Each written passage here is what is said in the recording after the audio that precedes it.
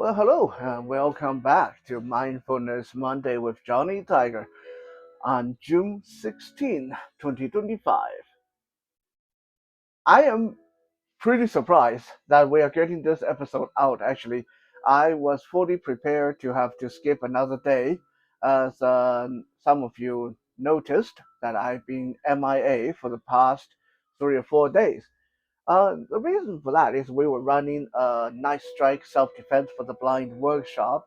And for those of you who don't realize what's involved, now it's usually a weekend workshop, either Saturday or Sunday, or sometimes if people are extremely energetic, we'll do both days. And usually run from 10 in the morning all the way to 4 or 5 p.m. in the afternoon. So it's like an all day training session, a bunch of visually impaired martial art enthusiasts coming together, and we train and spar and do drills and all that good stuff. Now, for most of the for the members, they just show up on that day. Okay, I'm not saying that it's not hard work because it is. All day training is always hard work. But that's it. They show up 10 in the morning. We get a lunch break somewhere around 12:30, and then they get to have fun, and then they go home about 4 or 5. Now, for me, crap, it's turned into a 3 or 4 day project, right? For me, I mean, we are not even factoring in the time it takes to organize and phone calls, emails, looking for location, and all that stuff. Like those are extra. I'm talking about just the very basic. Okay, usually what have to happen, is me the day before the workshop, I have to clean the whole house. If assuming we are running the workshop out of my location, so I have to clean the house. I have to move everything that's breakable, everything that's fragile, out of the kitchen. Because when you have 5, 6 people crowd into the kitchen, things can get broken. So I have to clean the kitchen, move everything out of the kitchen, and then clean the training room and move all my artwork, photography stuff, action figures, camera stands, and wires, and picture frames and tools, everything out of the training room. So everything gets stashed in my bedroom. So my bedroom end up looking like a storeroom the day before the event. Now, this cleaning up and moving everything out of the kitchen and training room usually take all day. Why does it take so long? Well, because I only have 2 arms. And a lot of these stuff are like picture frames and big panels of glass and heavy camera stand and big table, folding chair, stuff like that. I can only carry like one item at a time, right? Don't forget, I can't see where I'm going. I got to be able to navigate safely while keeping in mind that the cats are not going to get stepped on or things going to fall on the cats. So it's a lot of stress. The day before the event, I usually have to take a whole day just to get this done. And then during the event, of course, I have to coordinate and host the event, which means I'm up 3 or 4 hours before everybody arrives to make sure that no one's getting lost on the way here, and everything's in place. Coffee and tea is ready. Training rooms nice and clean. Everything, all the training equipment set out nicely. And then after everyone go home, I spend the next 2 or 3 hours cleaning everything, disinfect everything, and then I go to bed. I usually sleep like the dead. Oh yeah, speaking of sleeping, another problem I usually have is the night before the event. I don't sleep very good. Maybe I am a little bit anxious. Maybe I'm just excited. But yeah, like this last workshop, the night before, I maybe got 2 hours of sleep. That's it. I went to bed nice and early, 11 p.m., and I woke up like 1:30, and I couldn't sleep anymore, and just lay there tossing and turning, thinking about what I'm going to teach everybody and how I'm going to make things run smoothly and so on and so on. Hey, and then okay, so uh, the day after the event itself, I have to move everything from the bedroom back to the training room, back to the kitchen, vacuum the entire house again, because again, when you have 5 or 6 people traipsing through your space, things tend to get a bit dirty. So uh, again, the day after is another full day of moving things back into where they belong, setting things up, making sure everything's not broken, and then clean up and vacuum. So yeah, that's basically give you an idea of what I have to go through every time there's a night strikes, self-defense for the blind workshop. Uh, those of you who watch this, who was part of the workshop, you're welcome. I'm happy to do it. It's just like it's a lot of work. Okay, so if you have ever asked yourself, why doesn't Johnny put on 3 or 4 of these events every month? This is why. Okay, I can't do this every week. If I do this every week, I would actually go crazy. I would become homicidal, right? So yeah, um, this is even assuming that I get 3 straight days of nothing going on, then everything's smooth sailing. Moving things out, run the event, moving things back in. But if in between that I have other commitments like birthday parties or work or art shows and stuff like that, then everything can get drawn out into a 4 or 5 days of very tedious uh, process.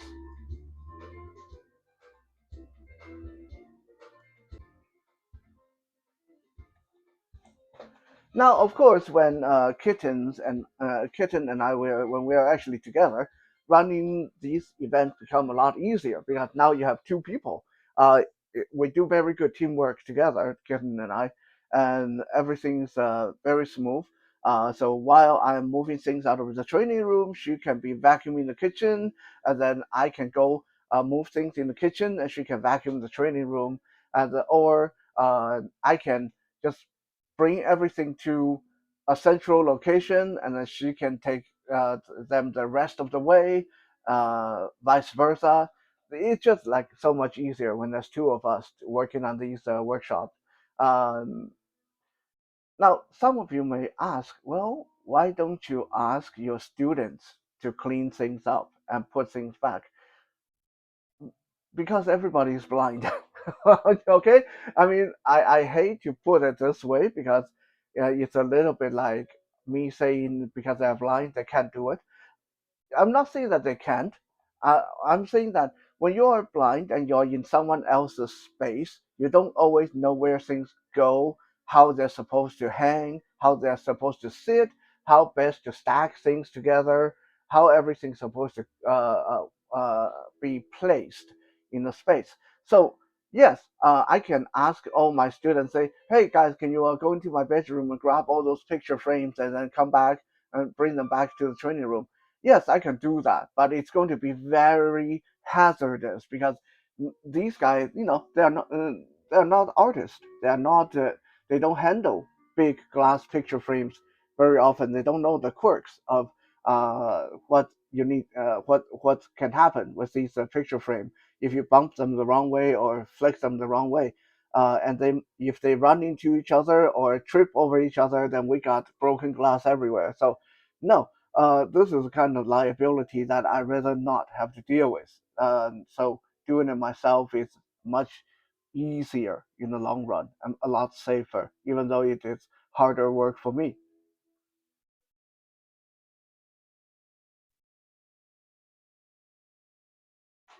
Now, while what I'm talking about, the workshop, Night Strike Self Defense workshop, is not directly related to what we are going to talk about today, which is the simple formula to true happiness. It is somewhat related to a couple of the key points, and I'm going to get back to this once we get to those key points. Okay, now, true happiness. What's going on here? If we look at the survey uh, from various countries, especially developed countries, um, in the past 50, 60 years, we'll see a very disturbing trend where people seem to be a lot less happy every year. Okay, while availability, options, and ease of access are going up and up. I mean, come on, look at what we have now. Everyone of us, well, most of us have these amazing cell phone that they're not just cell phone, they're computers. They're basically mini computers. You can talk to it, you can type, you can find information, you can do a lot of tasks with your phone. Like honestly, these days you don't really need a laptop anymore. Just use your phone, right? We live in a magical time where a lot of things are available. And now we're looking at AI technology, amazing, amazing stuff, right? Uh, but people are less happy every year in most countries, as opposed to, okay, you look back at the Great Depression, you look back at my grandparents, my parents, uh, their childhood, when they talk about things like, oh my God, when I was a child, I could only afford meat uh, twice a year. The rest of the time, just hard-boiled egg and vegetables. And you hear things like that, and you think, wow, that sounds like hell. Like, how did you guys survive? But you know what? If you ask most of these people, were you happier back then? They'll tell you yes.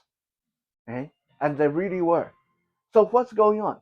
Why is it that as we get more and more comfortable, we become less happy? Well, some people will say, well, it's because people forget about appreciation. People forget about being grateful. And that is true, right? But you see, the problem with appreciation and being grateful is it's very subjective to how you feel today and who you're talking to. Like you can talk about gratefulness or appreciation until you're blue in the face. But if the person don't feel it, they don't feel it. Right? Like I can tell you, appreciate that you have hot water. Like just appreciate you have a hot shower every day. The children in Africa, they don't even have a shower. I can tell you that every day, but will that really work? Most likely not. Okay, because the moment you are in a bad mood, you're going to think, well, yeah, well, children in Africa, that's not my business. I of course I have this hot shower. I pay for it. I pay for the utility. Why shouldn't I have a hot shower? There's a lot of pushback on the whole feeling grateful, feeling appreciated uh, the thing. Me as a blind person, right? I can tell all of you, well, what do you have to bitch about? Just appreciate the fact that your eyes work, your ears work. Think of me. What if you're like me? But does that really work? No, because you your reality and my reality is very different. So while if you are in the right frame of mind, this would sound logical. Most of the time, if you're worried about your kids, if you're worried about paying bills, if you're worried about your credit card debt, this is not going to be very comforting at all.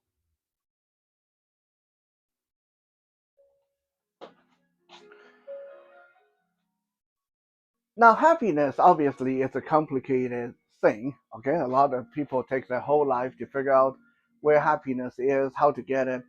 But when it all comes down to it, it is actually very simple. I'm going to give you guys the secret formula to happiness today. Happiness is directly influenced by contentment. Uh, what is contentment? Okay, contentment is that feeling that, oh, this is awesome. This is so great.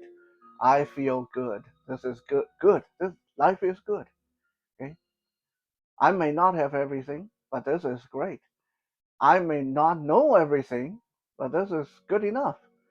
I may have this issue or that issue, but you know what? I like it. Okay, I am feeling good. This is contentment. And this is one reason, this is the major reason why people today are not as happy as people in the good old days, even though the good old days were rough and people couldn't afford clothes, people couldn't afford TV, people couldn't afford food, but they were more content. Why is that? Because contentment is not tied to material goods. Contentment is not tied to any kind of logical, realistic expectation. Right? Contentment actually is something very fleeting. Okay, some people like to talk about contentment like it is the ultimate enlightenment, like in Buddhism. But honestly, contentment is one of those things that it's very flaky and very fleeting, and it's more bound to interpretation rather than actual reality. Okay, what do I mean by that? Well, let me give you guys an example. Okay, if I beat you up every day, eh, for a week, if I beat you up every day for a week, and then on the eighth day, on day number 8, I suddenly treat you super, super, super good. Get you all the things you want, give you all the food you want, and talk to you like you're my best friend. You feel content. Yeah, you feel content. As opposed to if I treat you really, really good for a week and then beat the crap out of you on day number 8, you won't feel content. Okay? Even though in the second scenario, you actually got more benefit out of this relationship. Okay, I treat you good for 7 days and beat you up really bad for that one day. You get more food, you get more attention, in that second scenario, but I guarantee you, you will feel better in the first scenario. If I treat you really bad for 7 days and then treat you super good for that final number 8 day, you'll feel really good, really, really good.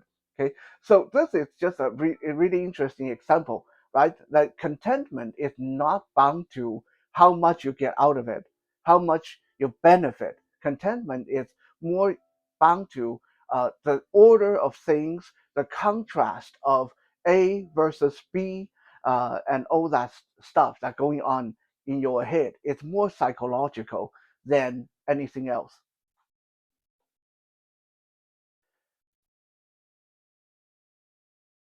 But as complicated as that sounds, contentment has a super simple formula to achieve. Right? And today, this is what I'm going to give you. Hopefully, you guys will benefit from this. To reach contentment, you need a simple mathematic formula. Okay? Contentment equals the sense of satisfaction plus the sense of security. Always keep that in your mind. Contentment, if you ever want to look for that feeling, if you ever want to reach that point, contentment equals the sense of satisfaction plus the sense of security. And sadly, as the world progresses, as we become more and more comfortable, as there's more and more options, the sense of satisfaction in people and sense of security in people drop lower and lower. This is the simple truth. Why, even though we have so much, we are not happy. We are not happy because we are not content. We are not content because our sense of satisfaction is getting lower every year. Our sense of security getting lower every year. It's as simple as that. So, what caused the sense of satisfaction and the sense of security to drop the way they do? You would think that we have more and more available to us every year. We should be more satisfied. and we should have more security. The sense of satisfaction and the sense of security both get less and less because of two uh, exactly the same reason. Okay, this two reason is too easy, too much. Let's start with satisfaction. Okay, I remember one of the darkest period of my life. I was 9 years old. I was living with my stepmother and my step siblings in a country that I didn't know. My mother wasn't there, my father wasn't there, my friends weren't there, my relatives weren't there. I was at the mercy of this woman who hated me. It was a very dark time. And I'm not going to talk about all the traumas and abuse in this episode, but I want to talk about how, in those 2 years, when I was probably at the lowest point in my entire life, every single time I would visit with my mom, whether my mom would come to Canada to see me or the time I went back to Taiwan to visit uh, my mom would give me toys or buy me toys because while I was living with my stepmom and step siblings, I could only watch as my step siblings get books, get video games, get toys, and I wouldn't get anything. And I remember that every time my mom would get me something, or if I would get a cast off toy from my siblings because they got tired of their toys and they gave it to me, I would be so happy with that toy because it was hard getting a toy. It was hard. Like I would probably get maybe a new toy or a second-hand toy every 6 months, 7 months, right? And then that toy may not be there for long because my stepmother liked to break my toys. If I looked like I was enjoying them too much, she would break them. Um, so every toy was very highly treasured. Uh, Very hard to say goodbye to those toys from those 2 years. Fast forward 3, 4 years from that point forward, I was in a much better place. I was living with my mom. My mom had a lot of money and was getting me toys almost every day. Like I was getting so much toys that, uh, like we would actually call the toy stores locally and tell them, if you have new toys, new superheroes or new Batman, give us a call. Don't sell them. You call us first, and we want to come check them out. Like that's how much toy I was getting, right? Those of you who see my action figure displays and stuff like that, you think, oh wow, you got a lot of figures. Comparing to what I have now, back then I had like 3 or 4 times the amount of figure I have now, and I was like 14 years old. Um, I didn't get that enjoyment out of my toys. Okay, getting a new toy was basically taking it out of the box, putting it together, and put it on the shelf, and then forget about it. Like I no longer got that kind of enjoyment out of my toys because it was too easy, and there were too many of them. I could get a new toy anytime I wanted. There was nothing special anymore. Okay, so yes, my quality of life has improved. I went from could barely ever get any toy to getting too many toys, and then my enjoyment of these toys dropped because they were no longer special. And so this is the problem with too much. Right? Too much will directly, or too easy rather, too easy. When things are come by very easily like this, your sense of satisfaction will drop because now they're not special anymore. Now we talk about too much. Okay, So too easy will directly influence your satisfaction level because things no longer seem very special. Uh, Too much, it's the same thing. Okay, when you have too much choices, too much option, it become problematic. Number one, there's two things that will result from having too much of stuff. Number one, when there's too much option, too much choice, you will end up having a lot higher or a lot more desire. You will not be satisfied easily. Okay? So your desire level, your wants will go up. The more you get, the more you want. The more you get, the more you think there must be something special out there. This is why people who are addicted to drugs, let's say someone who's doing uh, marijuana, you do marijuana. The first time you do marijuana, it's like fantastic. You get that super nice buzz, and the high is amazing. And then you start doing that every week, you no longer feel that it's giving you that high anymore. It's no longer special. Now you need something stronger. Now you need cocaine. And then you do cocaine long enough, it's no longer enough. Now you need fentanyl. It's the same thing. Okay. When you have too much, your desire, your want, your craving will keep going on and on and on without end. And this is human nature. The second thing, in addition to making your needs or wants go into overdrive, is when you have too much, you end up stressing out. You add a lot of additional stress. What should I wear when I have 20 t-shirts? Which one should I wear today? When I have 20 knives, which one should I carry today? When I have 20 action figures, which one should I review? Right? And time you're going to take to wash those 20 t-shirts, time you're going to take to sharpen those 20 knives, time you're going to take to display, rearrange those 20 action figures, as opposed to if you only have three. Okay, if you only have three or two or just one, then you got nothing to worry about.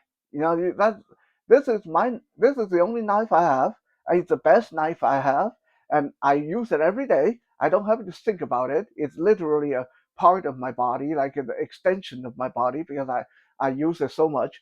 Right? And that's a good feeling. That gives you contentment. That gives you happiness. Right? So when you have too much, it comes with stress level to maintain that, to acquire that, to pay off credit card debt. Okay, so too much is problematic in that it will add a lot of additional stress. So that is satisfaction, and I'm going to uh, give you guys a real life example. Like I said, I'm going to tie this back to the whole night strike self defense for the blind. Before, when I first started organizing this workshop, I tried to go very fancy. Every time before the workshop, I do survey. What do you guys want to eat? When do you want to? When do you guys want to start? Which day is better for everybody? Where are you guys going to stay? What food should we order? And so on and so on. And then afterward, I would send out another survey. What did you guys think of the workshop? And give me feedback, and so on and so on and so on. It was so much work. It looked democratic. Okay, it looked like, oh yeah, I want everyone to have their input, but it was too much. It was too much, uh, too liberal, too much choices, too many people making different decisions, different suggestions, and a lot of time it just got to the point where, hey, I thought we were just getting together to do self-defense. How come this is turning into me feeling like I'm organizing the G7 summit, right? So now, rather than giving people all those freedom, all those choices, Chinese food, Thai food, Greek food, what are we getting? we're getting pizza, okay?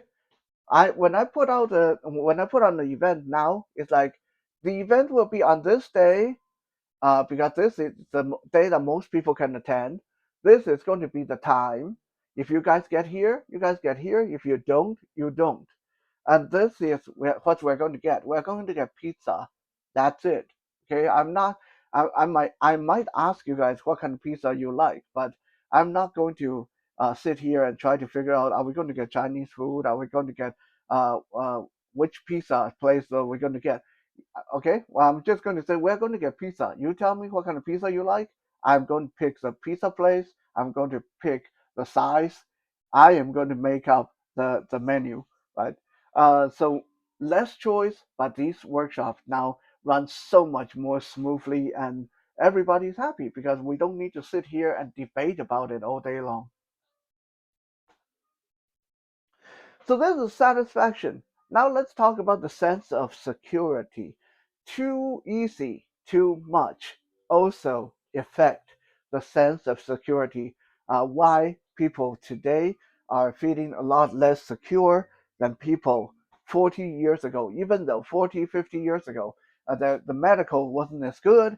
There's not a lot of information, and people were going through depression, and the people didn't have a lot of money, but security was something that they felt way more than today.